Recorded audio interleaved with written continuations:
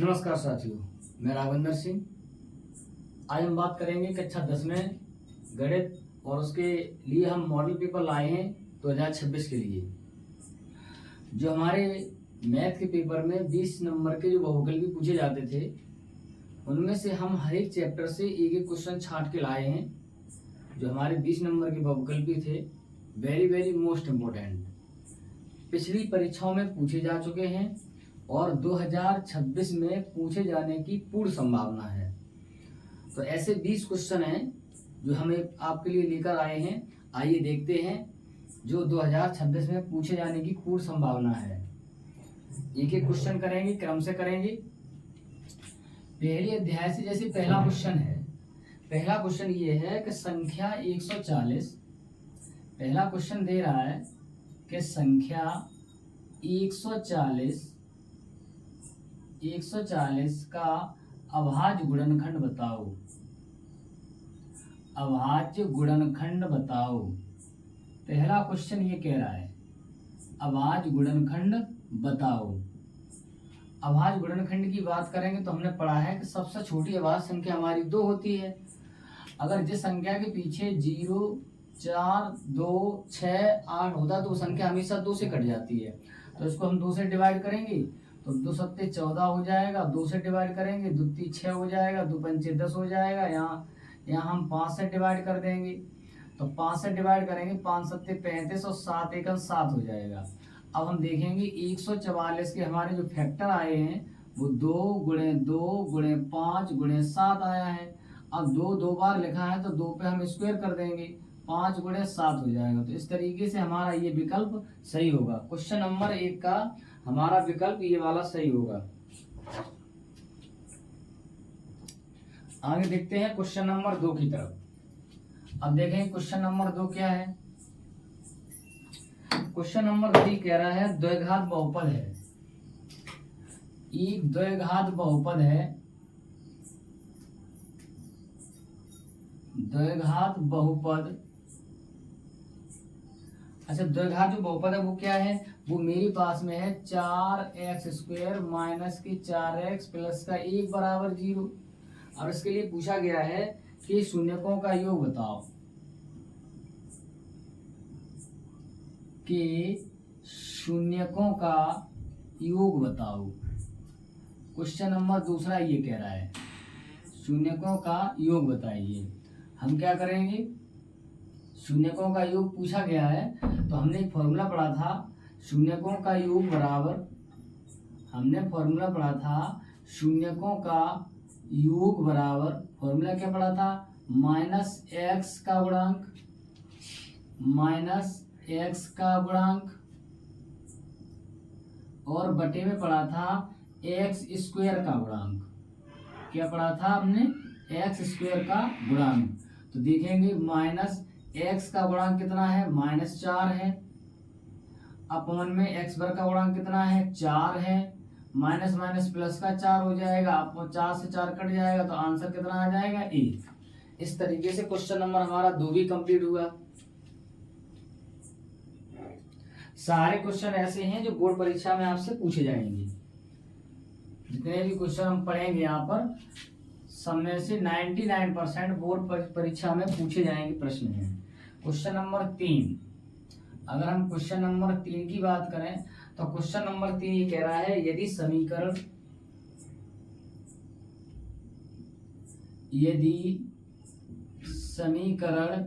x plus Y बराबर आपके पास में है 10 का जो हल है, हल क्या है, हल कह रहा है x बराबर है 3m प्लस 4 y बराबर है 4, y बराबर है 4।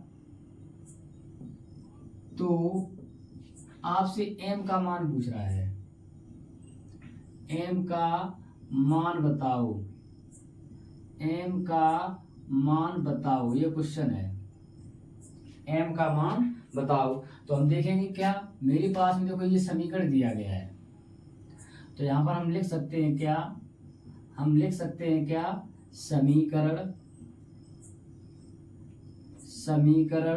में x बा एक्स बा वाई के मान रखने पर, एक्स बा वाई के मान रखने पर, एक्स का मान कितना है 3m + 4 है, वाई का मान कितना है y बराबर 4 है, तो दोनों मान रख देंगे हम। x की जगह पे x की वैल्यू, x की जगह पे x की वैल्यू रख देंगे तो मेरे पास हो जाएगा 3m और मेरे पास में हो जाएगा +4, और y की जगह पे भी 4 रख देंगे तो y की जगह पे कितना हो जाएगा,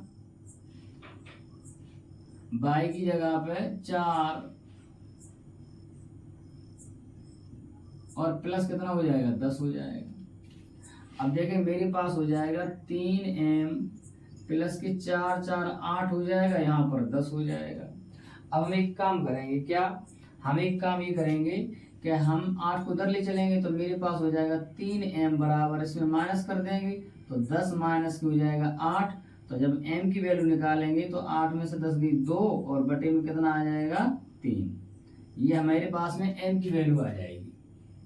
क्या आ जाएगी, ये m की वैल्यू आ जाएगी। इस तरीके से हमारे क्वेश्चन 3 कंप्लीट हुए। अब हम क्वेश्चन नंबर 4 की बात करेंगे। देखेंगे क्वेश्चन नंबर 4 क्या है। क्वेश्चन नंबर 4 कह रहा है एक समीकरण दिया है हमें। क्वेश्चन नंबर 4 में एक समीकरण दे रहा है। समीकरण क्या दे रहा है, क्वेश्चन नंबर 4 में लिख रहा है यदि समीकरण आपको दिया है x² - kx और दिया है -8 = 0 का एक हल 2 है, का एक शून्यक या मूल शून्यक 2 है, तो k का मान बताओ। तो आपसे पूछा गया है k का मान पूछा गया है। देखेंगे समीकरण दिया का शून्यक 2 है, मतलब एक x की वैल्यू आपको दी गई है, एक x की वैल्यू दी है कि x की जगह पे अगर हम 2 रख दें तो इसका आंसर 0 हो जाएगा। तो हम एक काम करेंगे क्या कि समीकरण में x बराबर कितना 2 रख देंगे, और जब 2 रख देंगे तो उसकी जगह पे हमें k बराबर k का मान मिल जाएगा। तो यहाँ पर हम लिख देंगे क्या, हम लिखेंगे समीकरण में x बराबर 2 रखने पर, कितना रखने पर 2 रखने पर, जब 2 रख देंगे यहाँ पर तो मेरे पास में कितना हो जाएगा 2 पे वर्ग हो जाएगा, -2 × k हो जाएगा, -8 हो जाएगा बराबर 0 हो जाएगा। अब यहाँ पर अगर हम देखना चाहें तो कितना हो जाएगा, 2 का वर्ग 4 हो जाएगा, -2k हो जाएगा, क्या हो जाएगा -2k हो जाएगा, -8 हो जाएगा बराबर 0 हो जाएगा। 8 में से 4 जाएंगे तो -4 बचेंगी और मेरे पास में हो जाएगा 0, तो -2k बराबर 4 को इधर लाएंगे, 2 से काट देंगे, 2 दूनी 4, तो k की वैल्यू निकल के आ जाएगी -2। इस तरीके से हमारा ये वाला विकल्प सही होगा, इस तरीके से हमारा ये वाला विकल्प सही होगा। अब आते हैं क्वेश्चन नंबर 5 की तरफ। अब हम आते हैं क्वेश्चन नंबर 5 की तरफ। क्वेश्चन नंबर 5 क्या कह रहा है, क्वेश्चन नंबर 5 कह रहा है समांतर श्रेणी। क्वेश्चन नंबर 5 कह रहा है समांतर श्रेणी है 3, 1, -1, -3 का सार्व अंतर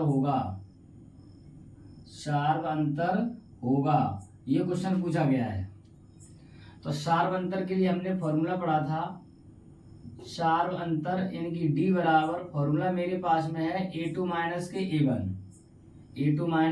A1, तो D बराबर A2 का मान 1 है और A1 का मान 3 है, तो D बराबर कितना आ जाएगा -2 आ जाएगा, -2 आ जाएगा। और अगर हमें आगे चेक करना है तो उसको हम D1 मान लेंगे, और अगर D2 निकालेंगे तो फॉर्मूला हो जाएगा क्या A3 - के A2, तो 2 निकालेंगे तो A3 का मान -1 और 1 का A2 का मान 1 है, तो यहाँ पर माइनस माइनस जुड़ जाएगा तो -2 हो जाएगा, -2 हो जाएगा। तो हम लिख सकते हैं D1 बराबर का है D2 के है, तो कितना आया -2।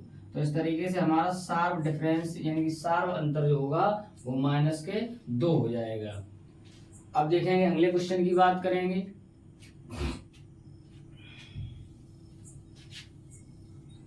क्वेश्चन नंबर 6 देखेंगे। क्वेश्चन नंबर 6 कह रहा है दी गई आकृति, क्वेश्चन नंबर 6 कह रहा है दी गई आकृति, दी गई आकृति में एक त्रिभुज कह रहा है, त्रिभुज आपका है एडीबी, एडीबी, एडीबी समरूप है त्रिभुज एसी, एडीसी, समरूप त्रिभुज है एडीसी, एडीसी है, तो पी का मान ज्ञात कीजिए। तो पी का मान बताओ, आपसे ये क्वेश्चन पूछा गया है। त्रिभुज कैसा है? त्रिभुज है A B C, A B C, और एक भुजा ये है आपकी डी, ठीक है, ये भुजा है आपकी डी।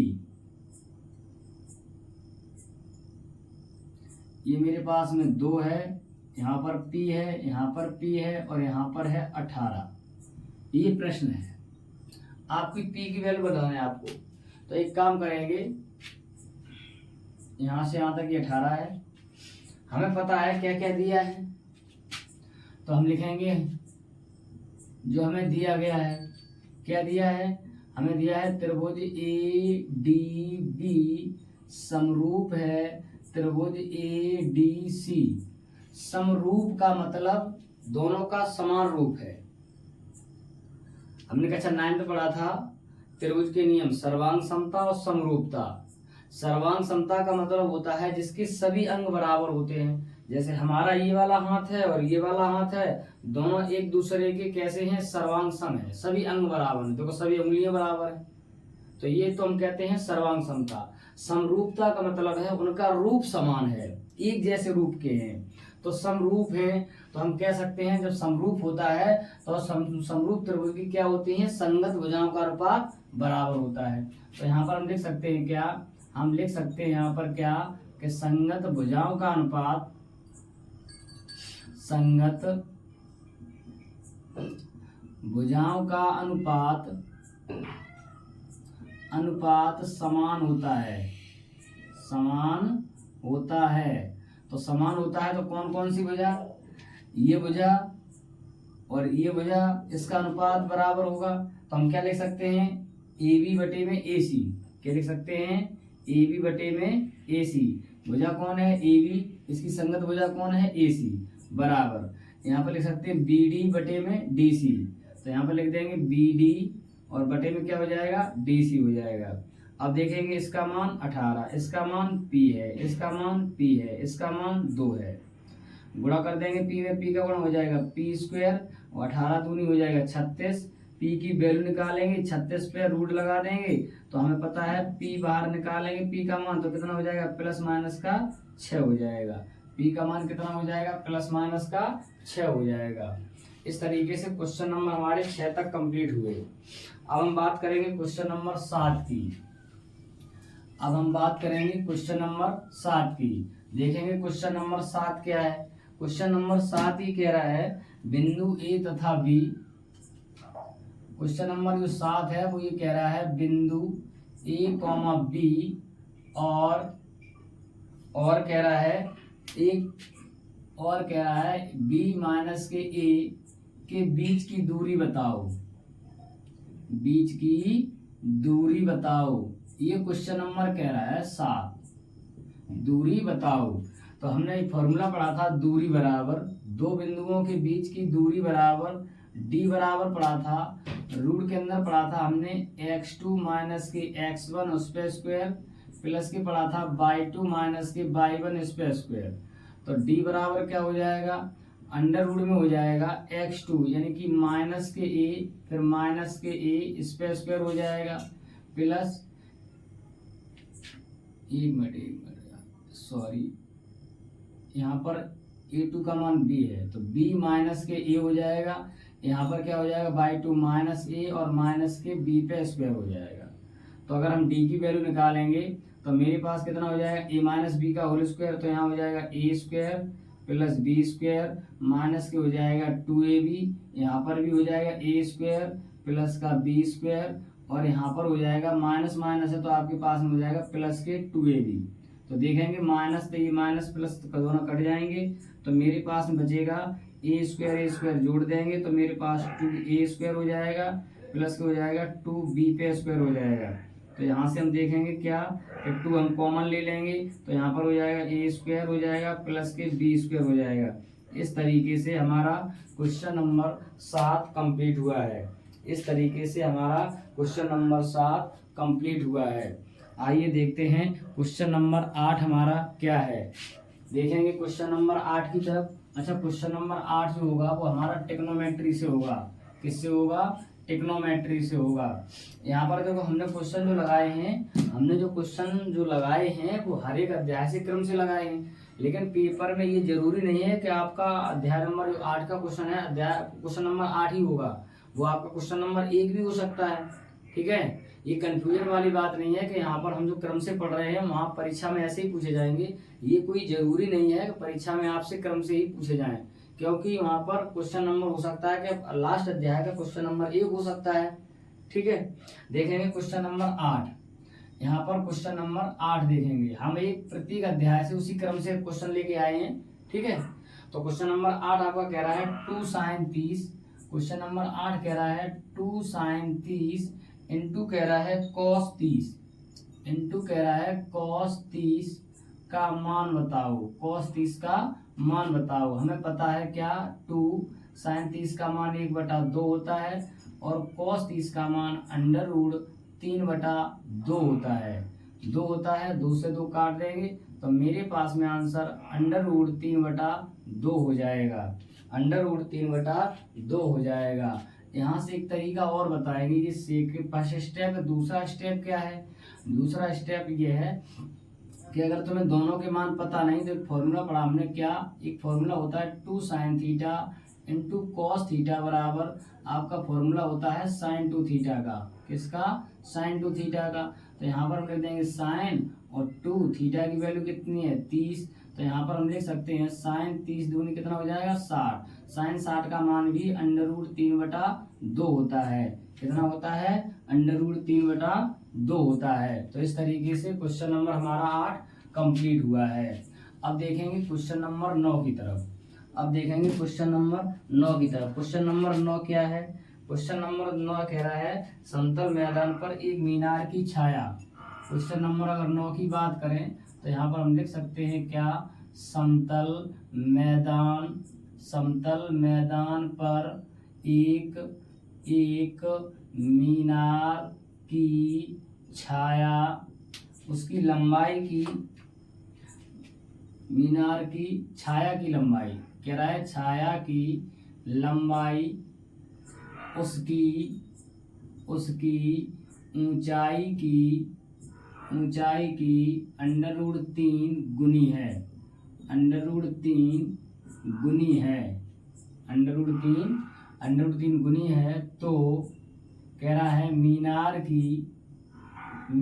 की ऊंचाई बताओ। क्या कह रहा है? ऊंचाई बताओ। ये क्वेश्चन है। तो मीनार की ऊंचाई बताओ। जैसे मीनार आपकी ये है और ये है छाया, तो जो छाया है अगर छाया को हम h मान लें तो जो ऊंचाई को हम h मान लें तो छाया हमारी हो जाएगी √3h। ये क्वेश्चन कह रहा है। और तो कह रहा है ऊंचाई ज्ञात कीजिए। तो हम लिख सकते हैं क्या? यहाँ पर देखो लंब और आधार की बात हो रही है, तो लंब बटे आधार किसका फॉर्मूला होता है? tan थीटा का। तो tan थीटा का जब फॉर्मूला होता है तो यहाँ पर हम लिख सकते हैं क्या? tan थीटा बराबर h बटे √3h हो जाएगा। h से h काट देंगे तो मेरे पास में हो जाएगा tan थीटा बराबर 1/√3। तो हमें पता है कि 1/√3 किसका मान होता है? tan 30 का होता है। tan से tan काट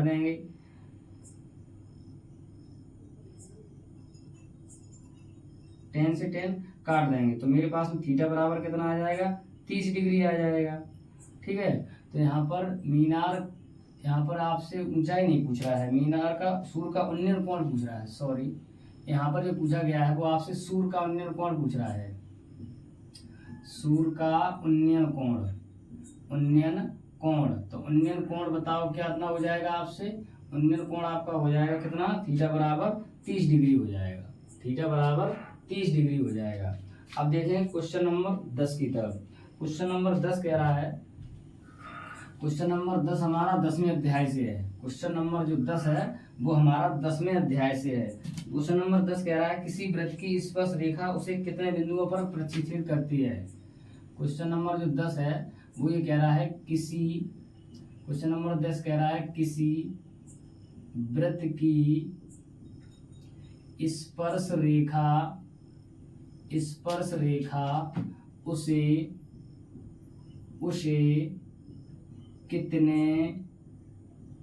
कितने बिंदुओं पर प्रतिच्छेद करती है। प्रतिच्छेद का मतलब काटती है, प्रतिच्छेद का मतलब काटती है। देखेंगे मेरे पास में क्या है, वृत्त ये है, इससे कोई भी हम स्पर्श रेखा खींचेंगे। जैसे मान के चलो हमने एक स्पर्श रेखा ये खींच दी, एक हमने स्पर्श रेखा ये खींच दी, तो स्पर्श रेखा जो खींच रहे हैं, माना कि मेरे पास में ए भी कोई स्पर्श रेखा है, तो इस वृत्त को कितने बिंदुओं पर स्पर्श कर रही है, तो यहाँ पर मान लो पी बिंदु, तो केवल एक ही बिंदु पर स्पर्श करती है। कितने बिंदुओं पर, एक ही बिंदु पर स्पर्श करती है। तो मेरा जो आंसर होगा, तो आंसर क्या होगा, आंसर लिख देंगे केवल एक बिंदु पर। क्या लिख देंगे हम, केवल एक बिंदु पर, एक बिंदु पर क्या करती है, प्रतिच्छेद करती है या फिर स्पर्श करती है। अब आएंगे क्वेश्चन नंबर 11 की तरफ। देखेंगे क्वेश्चन नंबर 11 क्या है। क्वेश्चन नंबर 11 कह रहा है 12 सेंटीमीटर त्रिज्या वाले, क्वेश्चन नंबर 11 कह रहा है कि 12 सेंटीमीटर त्रिज्या वाले वृत्त के त्रिज्यखंड का क्षेत्रफल बताओ। त्रिज्या वाले वृत्त के त्रिज्यखंड का क्षेत्रफल बताओ। 12 सेंटीमीटर त्रिज्या है, तो हमने पढ़ा था त्रिज्यखंड का क्षेत्रफल बराबर, और त्रिज्यखंड का क्षेत्रफल बताओ जिसका यानी यदि थीटा बराबर कितना है, 60 डिग्री है। कितना है, 60 डिग्री है। तो हमने फॉर्मूला पढ़ा था त्रिज्यखंड का क्षेत्रफल थीटा बराबर 60 दिया है। फॉर्मूला क्या पढ़ा था, तो हम यहाँ पर लिख सकते हैं, क्या हम लिख सकते हैं, त्रिज्यखंड का क्षेत्रफल बराबर थीटा बटे में 360 और पढ़ा था हमने पाई आर स्क्वायर। तो यहाँ पर क्या हो जाएगा, थीटा का मान कितना है, 60 है, बटे में 360 है, पाई की जगह पे पाई रखेंगे, और आर का मान है 12 पे वर्ग। कितना, 12 पे वर्ग। तो 6 छक्का 36 हो जाएगा। एक काम करेंगे, 12 का वर्ग 144 हो जाएगा, बटे में 6 हो जाएगा, गुणा में पाई हो जाएगा। 6 से काट देंगे, 6 दूनी 12 हो जाएगा, 2 बचेंगे,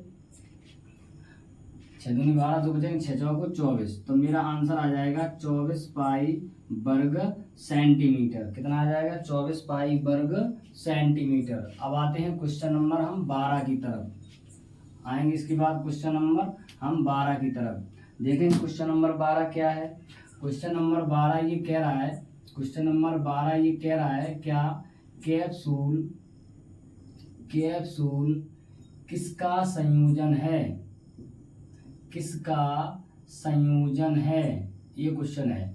कैप्सूल जो होता है वो किसका संयोजन होता है। तो देखो कैप्सूल जो होता है इस तरीके से बना हुआ होता है, कैप्सूल जो होता है वो इस तरीके से बना हुआ होता है, इस तरीके से। अगर यहाँ से देखें तो ये वाला जो भाग है, यहाँ से यहाँ तक का जो भाग है वो कैसा होगा, बेलन का होगा। ये वाला जो हिस्सा है वो उसमें क्या है, अर्धगोला है। क्या है, अर्धगोला है। तो हम कह सकते हैं जो कैप्सूल हमारा है वो क्या है, बेलन प्लस अर्धगोला, अर्धगोले का संयोजन होता है। किसका होता है, बेलन प्लस अर्धगोले का संयोजन होता है। अब देखेंगे हम क्वेश्चन नंबर 13। क्वेश्चन नंबर 13 क्या होगा, देखेंगे क्वेश्चन नंबर 13 कह रहा है यदि 5, 10, 15। क्वेश्चन नंबर 13 कह रहा है यदि 5, 10, 15, कह रहा है R, 20, आपसे कह रहा है 35 व 40 का समांतर माध्य 21 है। 40 का समांतर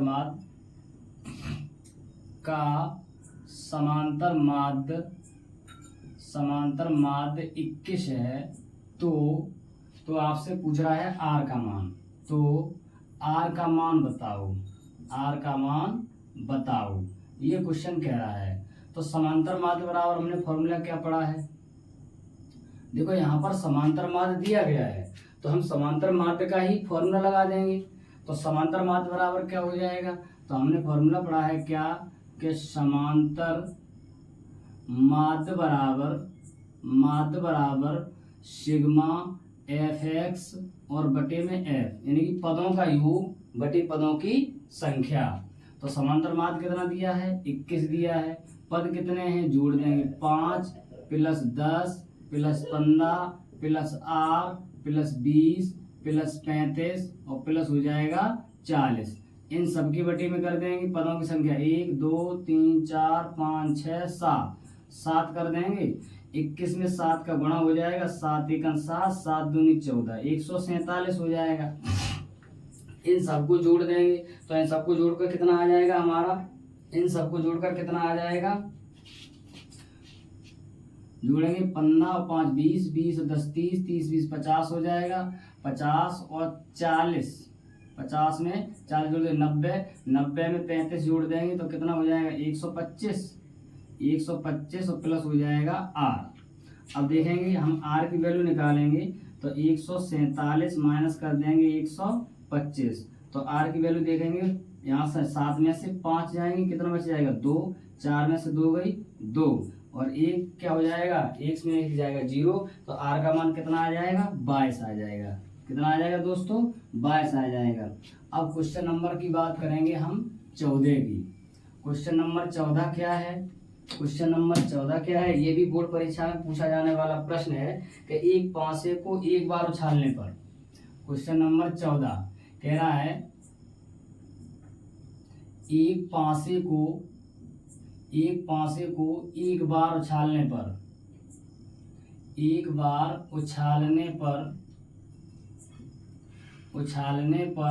सम संख्या आने की प्रायिकता बताओ। सम संख्या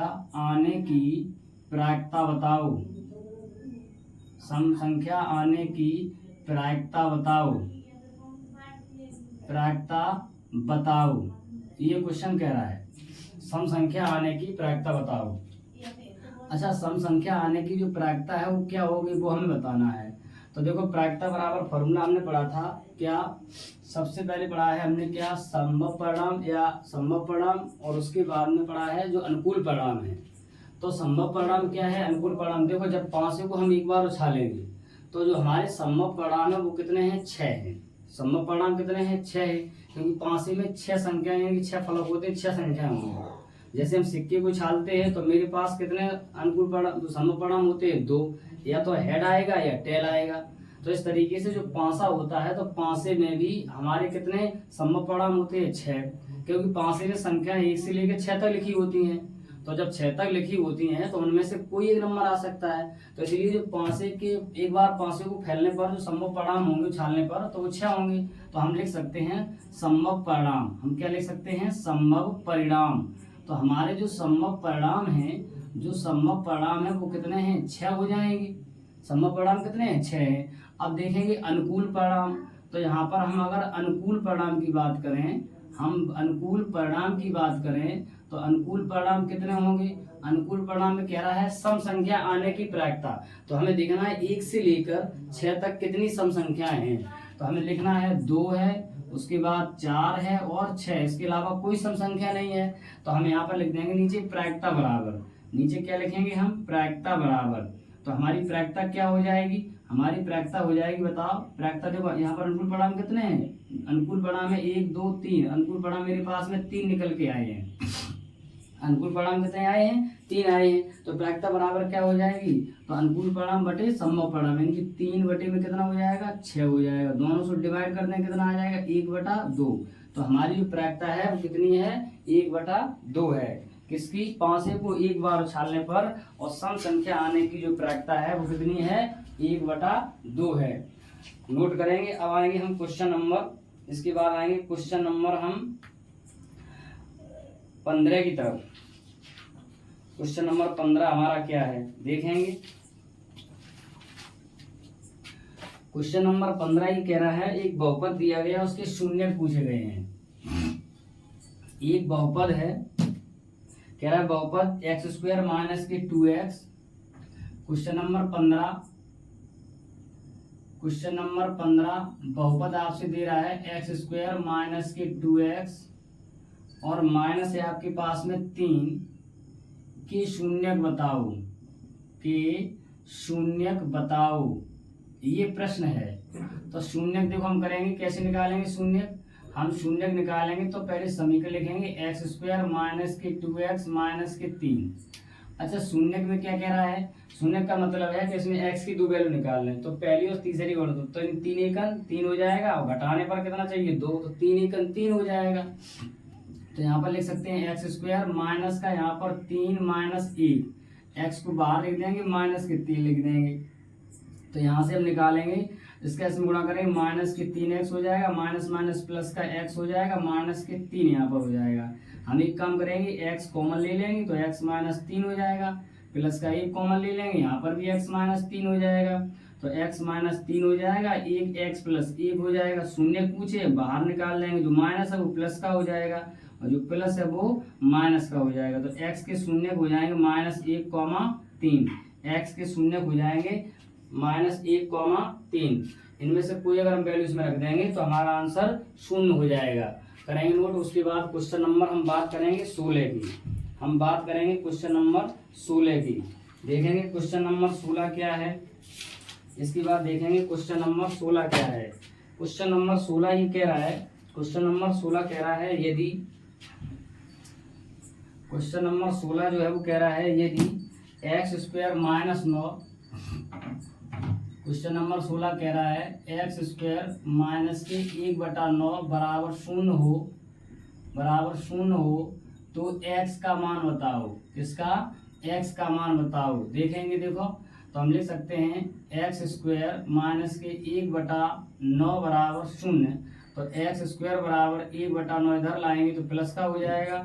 हम x की वैल्यू निकालेंगे तो 1/9 पे हमारा रूट चढ़ जाएगा, बाहर निकालेंगे तो x की वैल्यू 1/3 प्लस माइनस की 1/3 हो जाएगी। क्या हो जाएगी, प्लस माइनस की 1/3 हो जाएगी। इस तरीके से क्वेश्चन नंबर हमारा 16 कंप्लीट हुआ है। नोट करेंगे। फिर हम क्वेश्चन नंबर 17 की बात करेंगे। क्वेश्चन नंबर 17 हमारा क्या है देखेंगे। क्वेश्चन नंबर 17, क्वेश्चन नंबर 17 ये कह रहा है एक समांतर श्रेणी दी गई है।